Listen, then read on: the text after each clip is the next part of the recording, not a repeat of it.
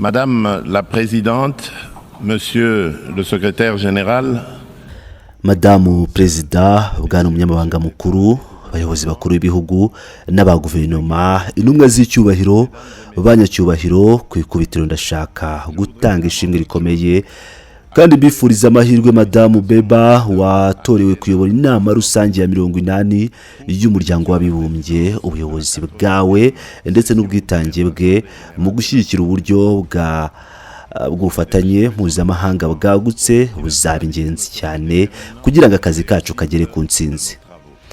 Kandi hano imbere y'iyi nama ndashaka no gushimira uwamubanjirije nyakubahwa Freeman Young kubw'imbaraga n'ubwitange bwe byafashije cyane mu nama iheruka. Kigiye kandi nizeye byuzuye ibikorwa bya Bwana Antonio Guterres, umunyamabanga mukuru w'umuryango w'abibumbye, kubw'imbaraga ze zidacogora mu gushimangira uyu muryango no gushaka ibisubizo ku bibazo bikomeje gushyira mu kaga amahoro, umutekano n'iterambere ku isi yose, cyane cyane mu karere k'ibiyaga bigari bya Afurika harimo n'igihugu cyanjye cya Repubulika Iharanira Demokarasi ya Kongo. Madamu Perezida, ndashima cyane insanganyamatsiko y'inama ya 80. Twese hamwe imyaka 80 irenga y'amahoro, iterambere n'uburenganzira bwa muntu. Iyi nsanganyamatsiko yerekana imyaka 80 y'imbaraga zishyizwe hamwe n'umuryango w'abibumbye wiyemeje kurengera amahoro, iterambere n'imibereho myiza y'abatuye isi hashingiwe ku isezerano rikomeye ryo kurengera umutekano rusange. Isabukuru y'imyaka 80 y'umuryango w'abibumbye umaze kuva mu 1945 ni inkingi yo kurengera umutekano, ni uburyo bwo kongera gushimangira akamaro k'ubufatanye bwa nyabwo no kuzirikana indangagaciro z'amahoro, agaciro k'umuntu n'ubumwe hagati y'amahanga, ari nabyo byashimangiye abashinze uyu muryango. Nubwo umuryango w'abibumbye ukomeje kuba urufatiro mu micungire y'imibanire mpuzamahanga, mu gukumira no gukemura amakimbirane ndetse no mu guteza imbere uburenganzira bwa muntu n'ubwisanzure bw'ibanze, uyu munsi uhura n'ibibazo bikomeye bishobora gushyira mu kaga icyizere ndetse n'ubushobozi bwo gukora neza. Impinduka zikomeye ziri kubera mu gihugu cyacu. Intambara z'urudaca, ihindagurika ry'ibihe, ibibazo by'ubutabazi bikunze kugaruka n'ibyago bihora bihindura isura byambukiranya imipaka, byose bitwibutsa ko ubufatanye mpuzamahanga bwagutse atari amahitamo ahubwo ari ngombwa kuri twese. Turakizeye ko ibisubizo ku bibazo by'ikinyejana cya 21 bishobora kuboneka gusa biciye mu gushaka ibisubizo duhuriyeho hashingiwe ku bufatanye, ubutabera no gusaranganya inshingano. Madamu Perezida, nyuma yo gutorerwa muri Kamena, Repubulika ya Demokarasi ya Kongo iritegura kuzicara nk'igihugu kitari cy'ubuhezanguni mu nama y'umutekano y'umuryango w'abibumbye muri 2026-2027 ku izina ry'igihugu cyanjye. Nshimiye byimazeyo ibihugu byose ku cyizere no kubw'ubufatanye byatugaragarije. Uru ruhare rwacu ruzaba rufite intego yo kubaka no kuba nyakuri, rushingiye ku by'ingenzi bibiri bitazatandukanywa: amahoro n'umutekano ku ruhande rumwe no gukumira no gukemura amakimbirane ku rundi. Dufite kandi umugambi wo kugira uruhare rufatika mu gutegura no gushyira mu bikorwa gahunda nshya y'amahoro, kugira ngo dukoreshe ubushobozi bwacu n'ubunararibonye bwacu mu guteza imbere ivugururwa ry'ibikorwa byo kubungabunga amahoro n'ibikorwa byo kuyubaka ndetse no guhuza uburyo bw'umutekano rusange bw'umuryango w'abibumbye. Ku birebana n'ivugururwa ry'inama y'umutekano, igihugu cyanjye cyongeye gushimangira icyemezo cya Afurika kizwi nka Ezruin Consensus Nisilte Declaration. Afurika igomba kugira imyanya 2 mishya mu cyiciro cy'ibihugu bidahoraho ndetse n'imyanya 2 mu cyiciro cy'ibihugu bihoraho. Ifite uburenganzira bungana harimo n'uburenganzira bwo guhagarika ibyemezo veto ndetse n'inshingano zimwe nk'ibihugu bihoraho uyu munsi. Kuko Afurika igizwe n'ibihugu 54 n'abaturage barenga miliyaridi 1 na miliyoni 200, ntishobora gukomeza gusigara inyuma mu byemezo bireba amahoro n'umutekano ku isi hose. Madamu Perezida, indi ngingo y'ingenzi ni ikibazo cy'icuruzwa ry'amabuye y'agaciro mu buryo bunyuranyije n'amategeko, kimwe mu bitera intambara idashira. Repubulika ya Demokarasi ya Kongo ifite gahunda yo gushyira imbere ibiganiro ku micungire myiza y'amabuye y'agaciro y'ingenzi kugira ngo ikorwe mu buryo bujyanye n'amahame y'iterambere rirambye, ubwigenge bw'ubukungu n'imibereho myiza y'abaturage ku rwego rw'isi. Guhagarika isano mbi iri hagati y'inyungu ziva mu bucukuzi bw'amabuye y'agaciro no gutera inkunga imitwe yitwaje intwaro idafite leta bisaba uburyo buhamye kandi burambye, hashingiwe ku mahame yo guhuza imikorere mu kugenzura ubucukuzi bw'amabuye y'agaciro n'uburyo agera ku bakiriya, kubahiriza inzira zigaragaza aho avuye n'aho ajya, kumenya neza aho abyazwa inyungu, gushyiraho uburyo bwigenga bwo kugenzura no gukora ubugenzuzi, kongera imikoranire n'imbaraga hagati y'ubucukuzi bw'imbonezamubano, inkiko n'inzego z'imari, ndetse no gushyiraho ibihano bikomeye kandi bigamije kurwanya abacuruzi n'imitwe yabo. Kurwanya ruswa bikomeye bishyigikiwe n'amahame y'imiyoborere myiza, amasoko ya leta aciye mu mucyo n'uburyo bwo gukurikirana uburyo ubwishyu bukorwa, nabyo biri mu by'ingenzi. By'umwihariko indangagaciro z'uburenganzira bwa muntu n'ubutabera bw'inzibacyuho, ndetse n'imigambi yo guteza imbere abagore mu by'amahoro n'umutekano kimwe n'urubyiruko mu by'amahoro n'umutekano ni ibyangombwa kandi bigomba kwitabwaho. Ibyo byose ni ingenzi kugira ngo habeho amahoro arambye, aringaniza kandi atavangura.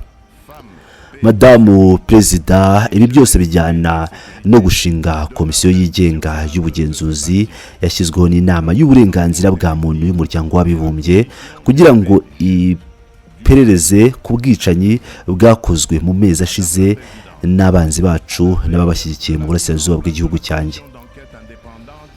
Ndahamagarira umuryango mpuzamahanga ko ufite inshingano z'umutimanama n'inshingano za politike zo gushyigikira iyo komisiyo kugira ngo itange ukuri, irenganure abagizweho ingaruka kandi ishyireho urufatiro rw'amahoro arambye ashingiye ku kwibuka no gusaranganya inshingano. Madamu Perezida, uko isi ikomeza gushyuha, ubusumbane bukiyongera n'intambara zikiyongera, raporo yatanze mu kwezi kwa Nyakanga 2023 yashinze imizi y'icyerekezo cya agenda nshya y'amahoro ku munyamabanga mukuru iracyari ngombwa kurusha uko byari bimeze. Isi iri guhura n'ibibazo byinshi by'uburemere cyangwa ibibazo byinshi bikomeye ku buryo bifite uburemere butandukanye. Inkingi zo gukumira ibibazo zasenyutse kandi amategeko mpuzamahanga ashingiye mu itegeko nshinga y'umuryango w'abibumbye asaba ibihugu kwirinda gukoresha cyangwa gutera ubwoba hakoreshejwe imbaraga ahora asuzugurwa. Uburyo bwacu bwo kurengera umutekano rusange buri mu kangaratete. Nibuzarokoka keretse habayeho kongera ubufatanye bukomeye mu nyungu rusange no kubahiriza amategeko. Muri iki gihe amagambo y'intambara ariyongera kandi turi kurebera tudafite icyo dukora. Isubira ry'imyitwarire mibi yahahise, intambara zishingiye ku mabuye y'agaciro, ku mutungo kamere ndetse no ku rwego rwo kwigarurira ubutaka. Ntihakiri igihugu na kimwe kitagerwaho. Intambara iri hagati ya Israel na Hamas irimo gusenyagaza, ikaba ifite ibyago byo gusandara mu karere hose. Intambara hagati y'Uburusiya na Ukraine nayo iracyakomeje. Ahandi hose naho hari indaro z'intambara. Muri Yemen, Myanmar na Syria intambara ikomeje mu gihugu cyanjye. N'urugero rubabaje rw'ibi byose. Hashize imyaka irenga 30 amahoro n'umutekano byarazimiye mu burasirazuba bwa Repubulika ya Demokarasi ya Kongo. Iyo ntambara yahindutse ubucuruzi bw'inyungu mbi, yarenze kure kuba ikibazo cya gisirikare cyangwa cya politike mpuzamahanga gusa. Intego yayo ni ugusahura umutungo wacu, ugusiba ubusigane bwacu nk'igihugu no kurimbura imiryango yacu. Ingaruka zayo ni nyinshi. Abantu miliyoni barapfuye, imiryango yarasenyutse, abantu hafi miliyoni 7 bimuye mu byabo, abagore n'abana bagizwe imfubyi ndetse abandi bagirwa abapfakazi, imidugudu isenywa burundu, n'abenegihugu benshi batakaje icyizere mu bice byinshi by'uburasirazuba. Ibyo byose bigaragaza ibimenyetso by'umugambi wo kubarimbura. Umuryango w'abibumbye ubwawo biciye muri raporo ya mapping wamaze kugaragaza urugero rw'izi ngoma mbi. Ibi si intambara gusa, ahubwo ni jenoside yacecetse. Abanyekongo bamaze kuribwa imyaka irenga 30.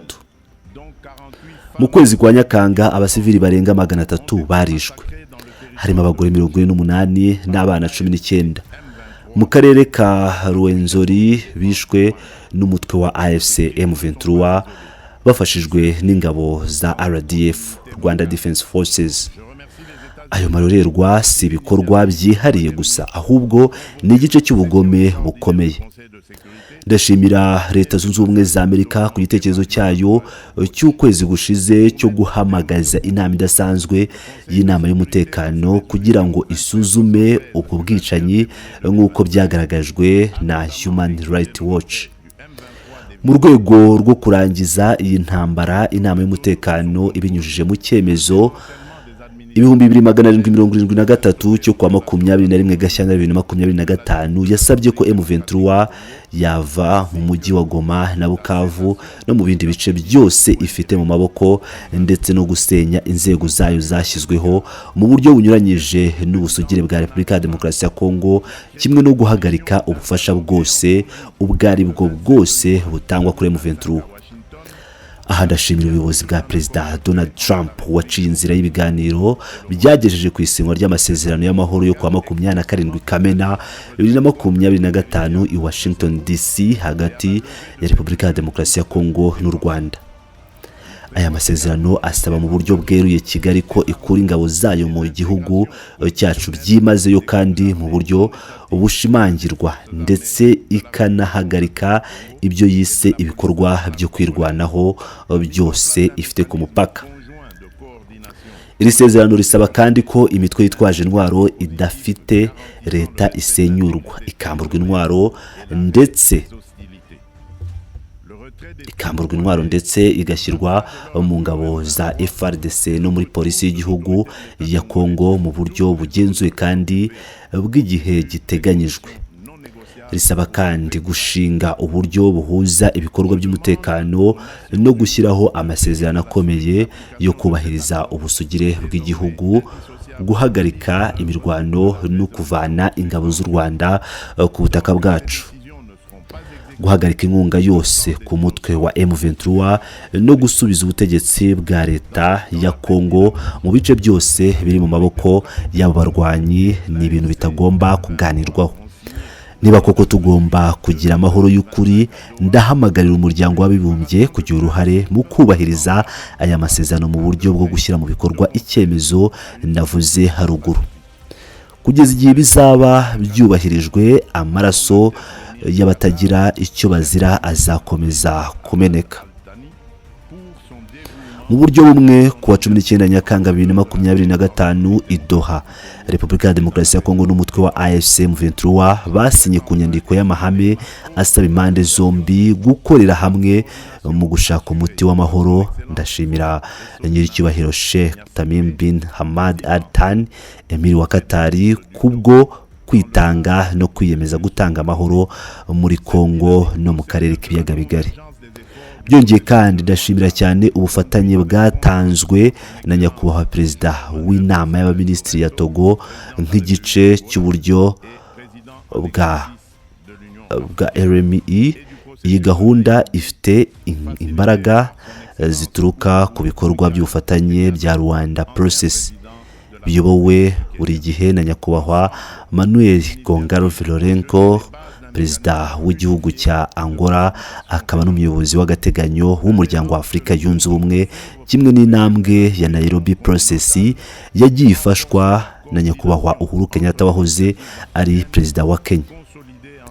Ibi bikorwa byose byashyizwe urufatiro rukomeye rwo kugira uburyo buhuje bwo gukemura amakimbirane mu karere.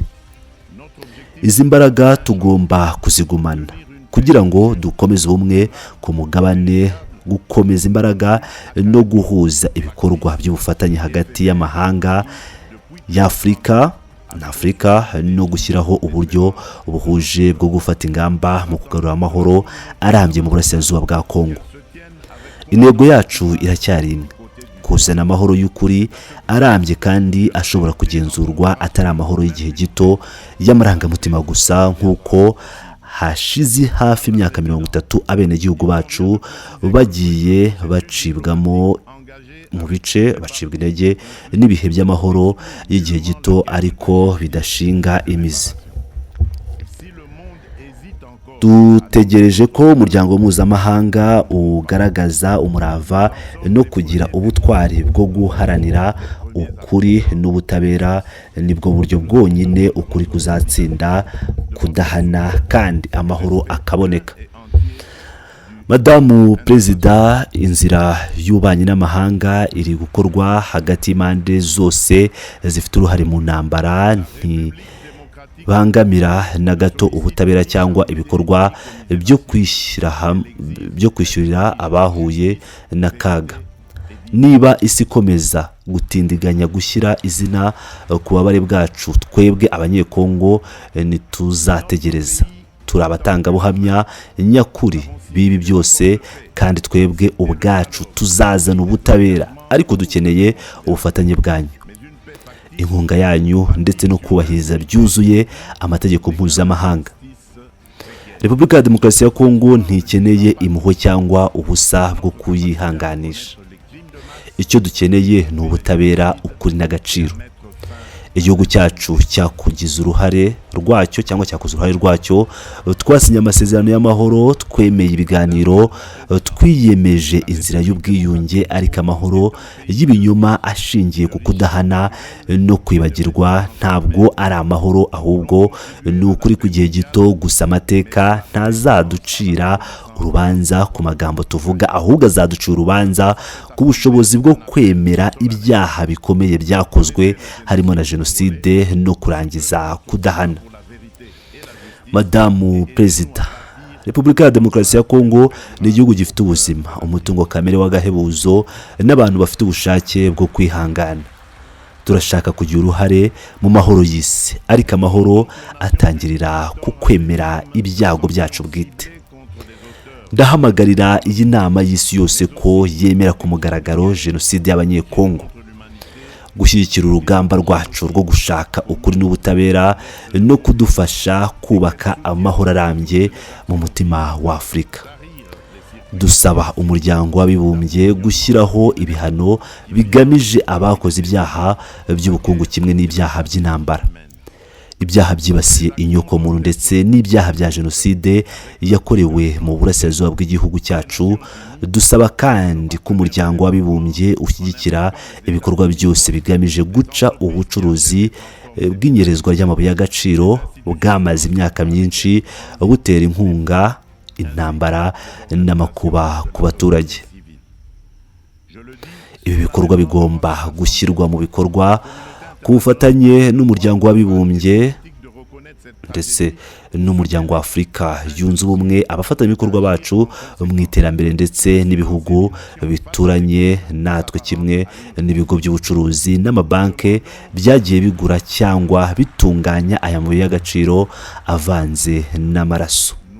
Binyuze muri aya mafaranga anyuzwa mu nzira y'amayoberane ndetse n'imiryango itari ya leta, ndabivuga n'umutima wanjye wose ko umuryango mpuzamahanga ufite inshingano z'inyangamugayo ndetse n'iza politike zo kwemera iyi nkuru nk'uko iri jenoside, kandi ugafata ingamba zikwiye. kwicisha agatima n'ukutagira icyo ukora mu gihe cy'ibyaha bingana no kuba umufatanyacyaha. Turahamagarira gushingwa byihutirwa komisiyo mpuzamahanga yigenga kandi ihagije mu mikoro kugira ngo ishyire ahagaragara ukuri, ihe ubutabera abakorewe ibyaha kandi ice burundu umuco wo kudahana umaze imyaka myinshi utuma iyi ndwara ikomeza. Nyakubahwa Madamu Perezida, iterabwoba riracyari icyago gikomeye ku mahoro no ku mutekano w'isi yose.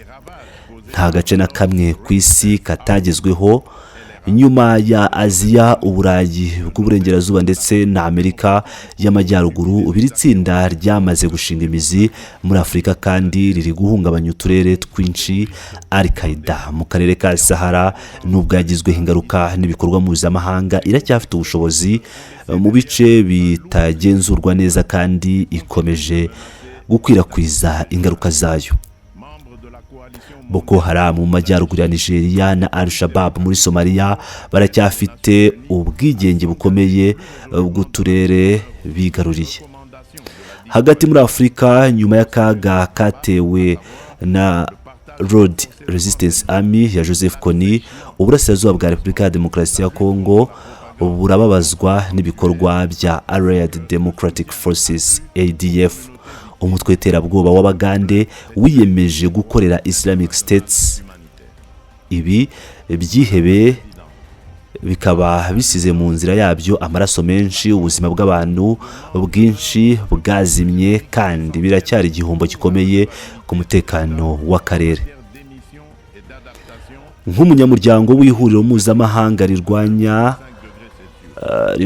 Islamic State, Repubulika ya Demokarasi ya Kongo irahamagarira Loni gushyira mu bikorwa imyanzuro y'iri huriro n'urwego rwa ACBA, harimo gusangira amakuru y'ubutasi, guhagarika amasoko y'amafaranga, kurwanya ibitangazamakuru n'ahantu bahungira ibyihebe, ndetse no kongera inkunga ku miryango y'abagizweho ingaruka, byose bikorwa hubahirijwe amategeko mpuzamahanga y'ubutabazi. Nyakubahwa Perezida, mu gihe duhanganye n'ihindagurikira ry'ikirere, amasezerano ya Paris, urwego rukomeye rw'amategeko mu guhashya imyuka ihumanya, guhangana n'ingaruka zayo no kugabanya ubushyuhe bw'isi ku gipimo cya 1.5 degrees Celsius. Ni muri urwo rwego Repubulika ya Demokarasi ya Kongo yashyizeho gahunda y'igihugu yo guhangana no kwihanganira ihindagurika ry'ikirere 2022-2026. Twiyemeje guhagarika no gusubiza inyuma isarurwa ry'amashyamba n'isenywa ry'ubutaka bitarenze umwaka wa 2031, ariko tugatera imbere mu buryo burambye kandi buha agaciro iterambere ry'abaturage bo mu byaro. Kuva mu Kuza 2021 hashyizwe mu bikorwa ingamba zirimo gahunda yo kugarura amashyamba, by'umwihariko gushyira mu bikorwa porogaramu y'ubusitani ku mashuri hagamijwe gutera ibiti 1 miliyari bitarenze 2030. Iyi gahunda igamije kongera ubushobozi bwo gufata no kubika CO2 no kongera imbaraga z'ubusugire bw'ibidukikije bwacu. Dushimira ishyirwaho ry'umushinga w'inguzanyo nshya Rusan Damage Fund nk'uko byemejwe na 5/CMA.5, ugamije kongera ibikoresho bihari no gutanga ibisubizo bigaragara ku bihugu byugarijwe cyane. Repubulika Iharanira Demokarasi ya Kongo ifite umutungo kamere udasanzwe, iri mu mutima w'izi ngamba kandi yiteguye kuwubyaza umusaruro mu kurengera ikirere cy'isi yose, niba gusa amasezerano y'imari ashyirwa mu bikorwa ku buryo buhoraho, abonerwa buri gihugu kandi akwiye ku rugero rujyanye n'ibyo tugomba gukora mu bidukikije n'abaturage. Nyakubahwa Perezida, mfashe kandi ntongeye kugira ngo mvuge ku kibazo cy'ingufu no kwirinda gusenya ibidukikije byacu. Ndashaka kwibutsa ko ikiyaga cya Congo River gifite ishyamba rya kabiri rinini ku isi mu mashyamba y'amashyushyu, rifatwa na benshi nk'igicumbi kinini cyo gufata carbone ku isi, ndetse kikaba gifite urukuta runini rw'amazi y'imigezi rukomokaho uruzi rwa Congo, urwa kabiri ku isi mu bwinshi bw'amazi. Ariko aya masoko y'ingenzi ari mu kaga gakomeye bitewe n'ibikorwa byangiza birimo isarurwa ry'amashyamba, iyicarubozo ry'umutungo kamere n'icuruzwa ry'inyerezwa ndetse n'ihumana ry'ibidukikije. Bikunze kurushaho gukomera bitewe n'intambara zisubira ubundi. Ibi bikwiriye gufatwa nk'ibyaha bikorewe ibidukikije. Niyo mpamvu Repubulika ya Demokarasi ya Kongo ishyigikiye igitekerezo cyatanzwe na Vanuatu, Fiji na Samoa gisaba ko ku rwego mpuzamahanga hashyirwaho icyaha cyitwa ecocide kugira ngo hakurikiranwe abantu bose bakora ibikorwa binyuranyije n'amategeko cyangwa ibyemezo by'ubushake byangiza bikomeye ibidukikije.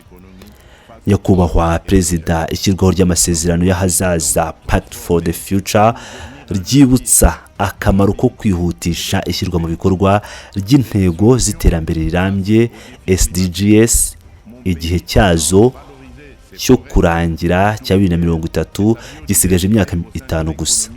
Repubulika ya Demokarasi ya Kongo yashyize iri sezerano ku isonga ry'ibikorwa byayo ibinyujije muri gahunda y'iterambere y'igihugu 2024-2028, ishyira abaturage bayo ku mutima w'ibyikora kandi ihuriza hamwe inzego zose eshatu z'iterambere rirambye, ibidukikije, imibereho myiza n'ubukungu. Iyi gahunda yubakiye ku mabwiriza asobanutse arimo gukomeza ubuyobozi bwa demokarasi n'umutekano, kuvugurura ibikorwa remezo n'ibihereranye n'ubucuruzi, kurengera ibidukikije ndetse no kwizeza abaturage kubona serivisi shingiro nk'amazi meza, isuku, uburezi, ubuvuzi, amashanyarazi n'izindi. Ibyavuye muri uru rugendo byerekana ko mu ntego z'iterambere rirambye SDGs gusa intego ya 12 na 13 arizo zikiri kugerwaho bitarenze 2030, ariko n'ubundi hari intambwe ikomeye imaze guterwa. Uburezi bw'ibanze ku buntu bwatumye abana barenga 5 miliyoni basubira ku ishuri. Gahunda yo kwivuza ku buntu yatumye benshi bagira uburenganzira bwo kubona ubuvuzi bufite ireme. Politiki y'uburinganire n'ubwuzuzanye zirimo kugabanya icyuho cy'imibereho hagati y'abagore n'abagabo. Nyamara ibi byose bigeze mu kaga kubera umutekano muke uhoraho mu burasirazuba bw'igihugu ndetse n'ubushobozi buke bw'ubukungu bwacu bwo guhangana n'ingaruka zituruka hanze. Niyo mpamvu tugomba guhindura ubukungu bwacu bukaba moteri y'iterambere rirambye n'ituze. Igihugu cyacu gifite ibisubizo ku bibazo by'ikirere. Giteganya gukoresha byuzuye amashyamba n'ubwoko bwinshi bw'ibinyabuzima mu bukungu bushyize imbere ibikorwa by'icyatsi kibisi bidakoresha cyane ibyuka bihumanya kandi byongera imbaraga zihangana. Mu rwego rwo kubigeraho, umushinga wa Inga, umwe mu mishinga minini cyane y'amashanyarazi ku isi, ni ikimenyetso cy'icyifuzo cyacu kandi ukomeza umwanya wa Repubulika ya Demokarasi ya Kongo nk'igihugu gifite ibisubizo. Uyu mushinga uzatanga ingufu zisukuye kandi zihendutse zifashishwa mu kugeza amashanyarazi mu gihugu hose, kugabanya imyuka ihumanya mu nganda, gushyigikira ihuriro ry'ingufu ku rwego rw'akarere no gufungura inzira z'udushya tw'ejo hazaza, harimo nko gukora hydrogen y'icyatsi kibisi. Urugendo rwacu rushingiye ku gushyiraho isoko ry'imyuka ihumanya rihuza byose, gukurura abashoramari b'inyangamugayo ndetse no kurema akazi gafite gaciro n'imibereho irambye ku baturage. Ariko hari imbogamizi ikomeye imwe, ikibazo cy'imari.